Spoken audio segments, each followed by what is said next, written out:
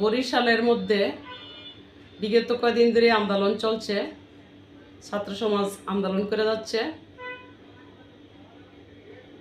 হাসপাতালের অনৈতিক কাজের বিরুদ্ধে তারা মাঠে নামছে। তো বরিশালের ছাত্র সমাজ যে আন্দোলনটা করে যাচ্ছে এটা যৌক্তিক, ন্যায্য। তো তারা ন্যায্য দাবি দেওয়া নিয়ে আন্দোলন নিয়ে মাঠে নামছে, তাদের উপরে হামলা করা ঠিক হয় না, তীব্র নিন্দা প্রতিবাদ জানাই। আর আমি মনে করি বরিশালের ছাত্র সমাজ যে আন্দোলনটা করে যাচ্ছে ন্যায্য ও যৌক্তিক, এই আন্দোলন যদি সফল হয় তাহলে সারা বাংলাদেশের হাসপাতালের কর্তৃপক্ষ যারা সেবক তারা শাসন হয়ে যাবে, আর কখনো জনতাকে অবহেলা করবে না। বরিশালের ছাত্র সমাজ যে আন্দোলনটা করে হচ্ছে এই আন্দোলনটা তাদের জন্য একা করতেছে না, বরিশালের এমনকি সারা বাংলাদেশের জনতার স্বার্থে এই আন্দোলনটা তারা করে যাচ্ছে, তাদের পক্ষে সকলেই থাকবে।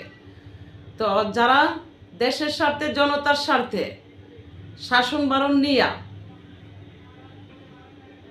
অনৈতিক কার্যকলাপ দীক্ষা এরকম আন্দোলন করে তাদের পক্ষে আমি থাকি, অবশ্যই আমি আছি। যেহেতু বহু কন্টেন্ট ক্রিয়েটার ভাইরা আছেন, এমনকি সাংবাদিক ভাইরা যোগদান করছেন, অবশ্যই তাদের পক্ষে আমি আছি। কিন্তু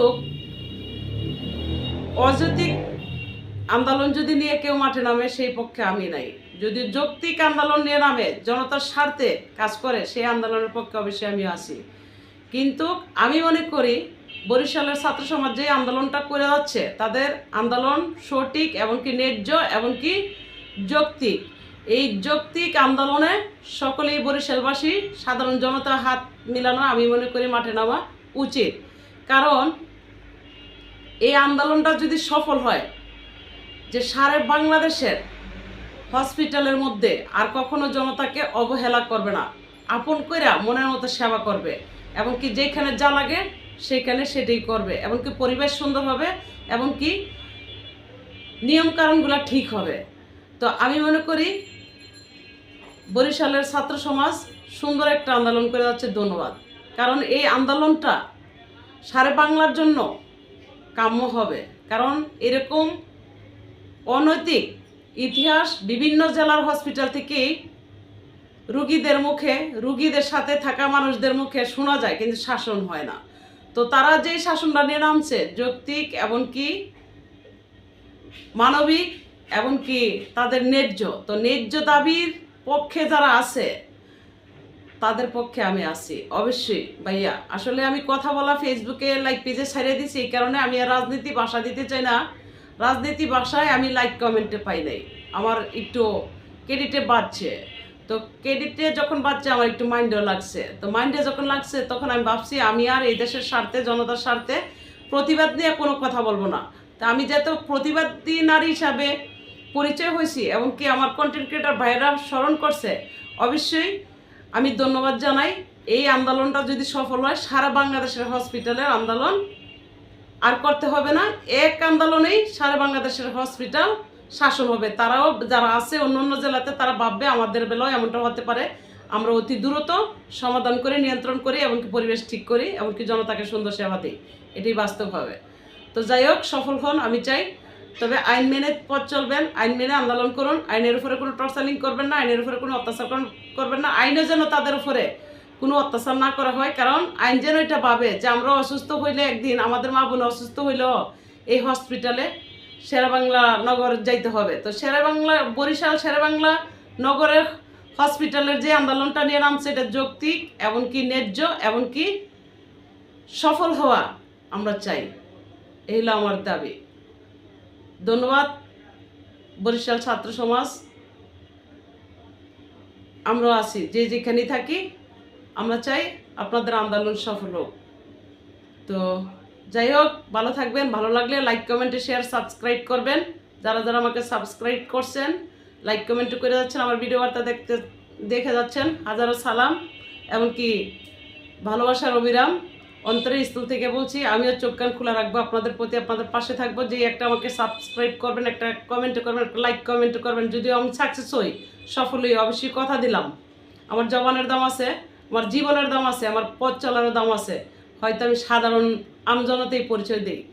তো আসলে আপনাদের পাশে আমি থাকবো, যে আমাকে কেন সাবস্ক্রাইবটা করছে সেই মোতাবেক আমি আপনাদের সামনে হাজির হবে। আপনারা আমার সামনে হাজির হতে হবে না, সময়ে কাজে কর্মে আমাকে পাবেন। আমার একটা লাইক পেজ আছে শিমুলি টিভি, এমনকি আমার একটা শিমুলি জাহান SM আইডি আছে, একটা শিমুলি জাহান SN আইডি আছে। চাইলে আপনারা আমাকে অ্যাড ফলো দিয়ে মেসেঞ্জারে স্মরণ করতে পারবেন। আমি কোনো মেসেঞ্জার ব্লক দিয়ে রাখি না যেন বিপদে আমাকে পান। আমি বিপদেরতে মানুষ উদ্ধার করারই একজন। হয়তো আমি গুরুত্ব দিইনি এতদিন, এখন আমি গুরুত্ব দিচ্ছি। সেই প্রতিষ্ঠানটাই আমি তৈরি করব যেন মানুষ আমাকে খুঁজে পায়। আমাকে কেন মানুষ খুঁজে পাবে না, আর আমি কেন এত নিচে নেমে থাকবো, আমার কেন এই কটা সাবস্ক্রাইব হবে। তো আমি যাদের বিনিময়ে এই কটা সাবস্ক্রাইব এর মালিক হয়ে রয়েছি, যাদের আমি মান খুঁজি, তারা আমার মান বিশ্রয় নেয়। তো আমার মান আমি নিজেই তৈরি করে নিতে পারি, সেই ক্ষমতা, সেই দক্ষতা আমাকে আল্লাহ দিয়েছে। কিন্তু হয়তো আমার শরীরটা ভালো না, আমার শরীরটা ভালো থাকে না। আস্তে আস্তে আমি ঠিক হচ্ছি, আল্লাহ আমাকে ঠিক করতেছেন। আপনারা দোয়া করলে আমি আরও ঠিক হব ইনশাল্লাহ। জনতার কল্যাণেই কাজ করবো, এমনকি জনতার কল্যাণেরই একজন। আমি সেই পরিচয় হতে পারি নাই, হয়েছি, কিন্তু হয়েও আমি চুপ ছিলাম। কিছু কিছু মানুষ আমাকে হুঙ্কার দিছে যে তাদের মান যাবে, তারা যে আমার কতটুকু মান নষ্ট করে দিছে সেটা আমি এখন বুঝি। তো ওই মানের কথা ভাবলে আর আমি কখনো সফল হতে পারবো না। আর যাদেরকে মনে করে আমার মানের কথা, তাদের মানের কথা বলছে, যে এই মানুষটির কথা, এই মানুষটি আমার ঠ্যাঙ্গের যোগ্যতাও না, এমনকি আমি আর হিংসার কথা বলতে না বললে থাকতে পারলাম না। তারা আমার ব্যাগের পোজার উপযুক্তও না। বলতে পারেন হ্যাঁ আমার বাড়ি নেই, গাড়ি নেই, আমার গাড়ির দরকার নাই। আমি যে ক্রেডিটটা কামাইছি অনেকটা পরিশ্রমের বিনিময়ে, অনেক পরিশ্রমের বিনিময়ে, রোদে পড়ছি, বৃষ্টিতে ভিজছি, নিজের দক্ষতায়। যারা জন্ম দিয়েছে তারা আমার সার্টিফিকেট তৈরি করে দিতে পারে, আমি নিজের সার্টিফিকেট নিজেই তৈরি করে নিতে হয়েছে অনেক দক্ষতার বিনিময়ে, অনেক পরিশ্রমের বিনিময়ে। তো আমি যেই কাজে পারদর্শী সেই কাজে আমি মরার পরে যেন আমার স্মৃতি থাকে, সেটাই আমি চাচ্ছি। আমার দক্ষতায় আমি আরও পরিচয় হতে চাই, আরও মানুষের কল্যাণে কাজ করতে চাই। যেহেতু মানুষ আমাকে স্মরণ করে, আমি মানুষের পাশে থাকতে চাই। তবে আমি সেই ঠিকানাটা দিতে পারতাছি না যে আমার কাছে আসেন। সেই ঠিকানাটা করতে পারলে অবশ্যই আমাকে দেখতে পাবেন। আমি সরাসরি নাম্বার দিয়ে দিব, প্রতি ভিডিও বার্তায় আমার নাম্বার পাবেন। হ্যাঁ, আমাকে কল করুন, কেউ না কেউ আমার কল ধরবে। কিন্তু সেই অবস্থানটা আমি এখনও তৈরি করে দিতে পারি নাই। আর যা ভুল করছে আমার নিজের ভুলের কারণে আমি এত নিচে নামে রয়েছি, এখন আমি বুঝি।